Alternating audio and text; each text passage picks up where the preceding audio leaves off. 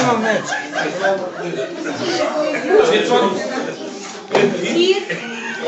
Dar e scrisoare și toate. Aici e familia. Ai frumos? Uigat! Dragul lui Argica! Ai văzut cât l-am adus pe moșu? Eu un copil aici, Stai, moșule, jos! Nu! Ești nebun, măi! Odată, moșule! Hai jos, moșule! Înțeleg că ești bătrân, dar nu chiar așa. Alo, Hai jos! Hai jos, moșule! nu mai pot să stau, sunt obosit. Dacă iau eu să... Ce cu te uite de acolo? Asta de băiat, hai!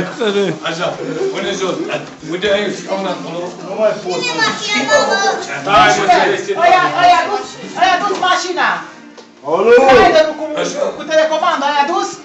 Ce comandă? Băi, cu telecomandă, că nu cântat bine la serbare. Auzi, spune când am... La serbare au cântat Zic acum poezia, moșule! Auzi că zice acum poezia, ia! Deci dacă nu Oprește ăla cu astea!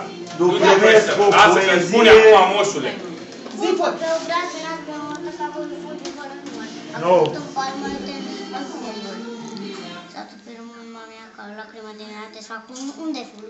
Bravo, puiul! Rapid ai zis-o, la rapid! Bravo! Cristinel te cheamă pe tine, frate, dar vreau să spun, vino aproape de mine.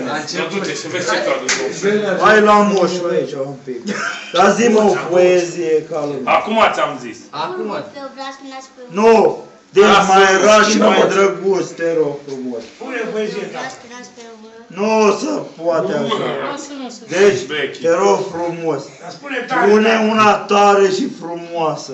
Că moșul s-a adus aici daruri mulți. Și frumoase. Nu se poate așa.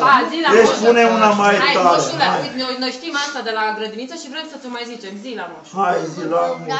pe măr, a căzut fugi fără număr, a văzut în palmă unul, e tete în chipul lor.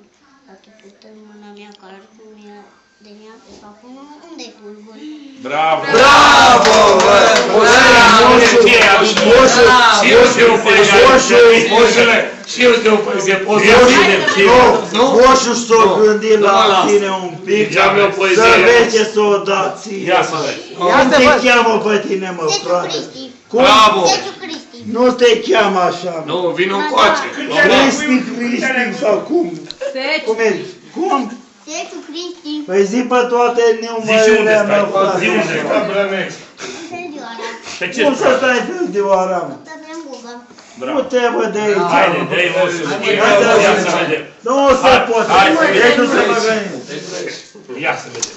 Aoleu, alea moșu, nu argina aia!